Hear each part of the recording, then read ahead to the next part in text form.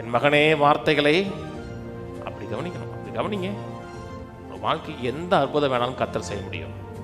கர்த்தரால் கூடாத காரியம் ஒன்றுமில்லை. நம்ம எந்த கவலையும் தேவையில்லை. வார்த்தையை கேளுங்க, ஆக்ட் பண்ணுங்க. அடுத்த செயல்படுகிறது அவருடைய வேலை, நம்முடைய வேலை இல்லை, அவருடைய வேலை.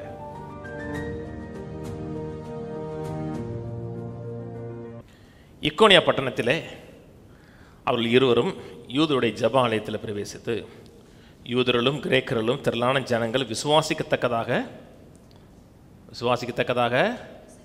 அதான் முக்கியம், விசுவாசிக்கத்தக்கதாக பிரசங்கித்தார்கள். விசுவாசியாத யூதர் சகோதரருக்கு விரோதமாய் பிரஜாதியாருடைய மனதை எழுப்பிவிட்டு பகை உண்டாக்கினார்கள். அவர்கள் அங்கே அநேக நாள் சஞ்சரித்து கர்த்தரை முன்னிட்டு தைரியம் உள்ளவர்களாய் போதகம் பண்ணினார்கள். அவர் தமது கிருபையுள்ள வசனத்துக்கு சாட்சியாக அடையாளங்களும் அற்புதங்களும் அவர் கையினாலே செய்யும்படி அனுகிரகம் பண்ணினார். வார்த்தையை பேசுகிறாங்க, அற்புதங்கள் அடையாளங்கள் நடக்குது. பட்டணத்து ஜனங்கள் பிரிந்து சில யூதரையும் சில அப்போஸ்தலரையும் சேர்ந்து கொண்டார்கள். இவர்களை அவமானப்படுத்தவும் கல்லறிய வேண்டும் என்று பிரஜாதியாரும் யூதரும் அவர்கள் அதிகாரிகளும் நான் மனுஷங்க. அங்கே என்ன நடந்துச்சு? சுகமாகறான், அற்புதம் நடக்குது. அதை சில மக்கள் பொறுத்து கொள்ளாமல் இவனை கொல்லணும்னு நினைக்கிறான். இவர்கள் அதை அறிந்து லிக்கோபனியா நாட்டில் உள்ள பட்டணங்களாகிய லீஸ்திராவுக்கும் தெருபைக்கும் அவைகளின் சுற்றுப்புறங்களுக்கும் ஓடிப்போய், அங்கே ஆபத்து இருக்கு, ஓடி போயினா நிச்சயமாக இவங்களாம் ஓடி போயிருக்க மாட்டாங்க. கர்த்தர் அங்கே ஒரு வார்த்தை சொல்லியிருப்பார். ஒரு இடத்துல இருக்கிறோம், ஒரு ஊரில் இருக்கிறோம், ஊரே கலவரமாக இருக்குது. நீங்கள் விசுவாசத்தில் சங்கீதம் 91 சொல்லிருக்கிறதுனால தப்பிக்க முடியாது. கர்த்தர் ஊரை விட்டு ஓடி போயிட்டான்னு ஓடிப்போன்னு சொன்னால் என்ன செய்யணும்? ஓடி போயிடணும். இல்லை, நான் சங்கீதம் 91 சொல்கிறேன், என் பக்கத்தில் 1000 பேரும் வலதுபுறத்தில் போனாலும்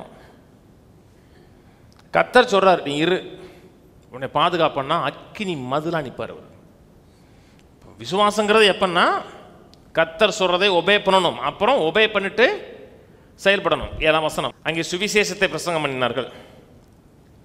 லீஸ்திராவில் ஒருவன் தன் தாயின் வயிற்றிலிருந்து பிறந்தது முதல் சப்பானியாக இருந்து ஒருபோதும் நடவாமல் கால்கள் வணங்காதவனாய் உட்கார்ந்து பவுல் பேசுகிறதை கேட்டுக்கொண்டிருந்தான். அவனை பவுல் உற்று பார்த்து, ரட்சிப்புக்கற்ற விசுவாசம் அவனுக்கு உண்டென்று கண்டு நீ எழுந்து கால் ஊன்றி நிமிர்ந்தனில் என்று உரந்த சத்தத்தோடே சொன்னான்.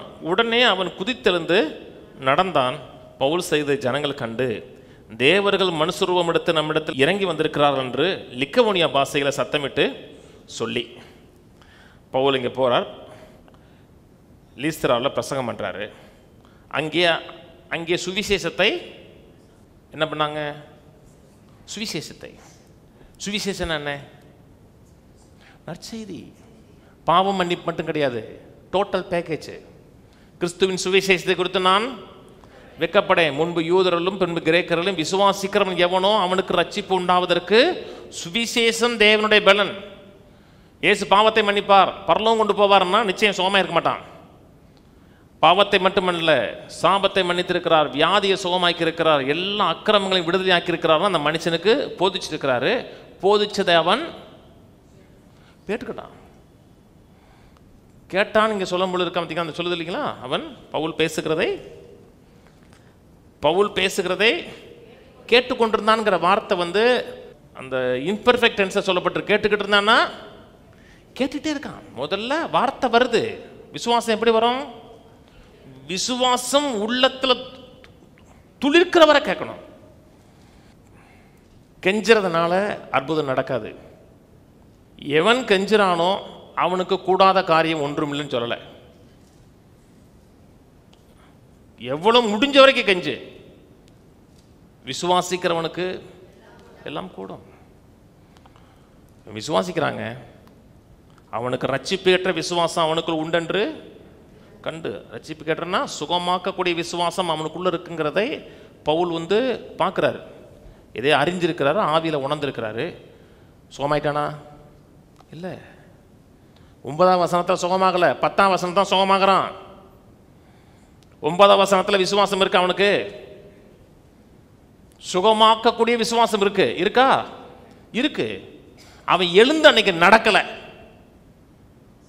சரி, நம்ம பாட்டுக்கு எந்திரிச்சு விழுந்துட்டோம்னா 4 பேர் சிரிச்சிருவாங்க, பேசாமல் உட்காந்துருவோம் அப்படின்னா விசுவாசம் இருந்துச்சு. அந்த விசுவாசத்துக்கு அற்ற செயல் இல்லை.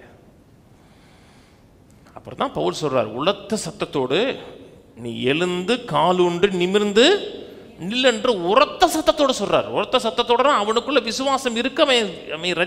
அவன் ரட்சிக்கப்படுவான், சுகமாங்கிற கான்ஃபிடென்ட் இருக்கு. சொன்ன உடனே அவன் சப்பானிங்க.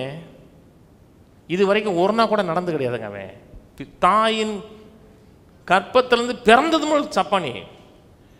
குதித்தெழுந்து நடந்தான் இருக்கு. ஒரே ஜம்பு. அதான் விசுவாசம். விசுவாசம் எப்பொழுதுமே ஆக்ட் பண்ணுது. அற்புதம் நடக்கணும், வாழ்க்கையில் மாற்றம் உண்டாகணும். முதல் காரியம், இது பெரிய ஒரு காரியம். அற்புதம் எங்கே நடந்துச்சுன்னா, ஒரு பிரசங்கியார் பேசுகிறத கேட்டான்.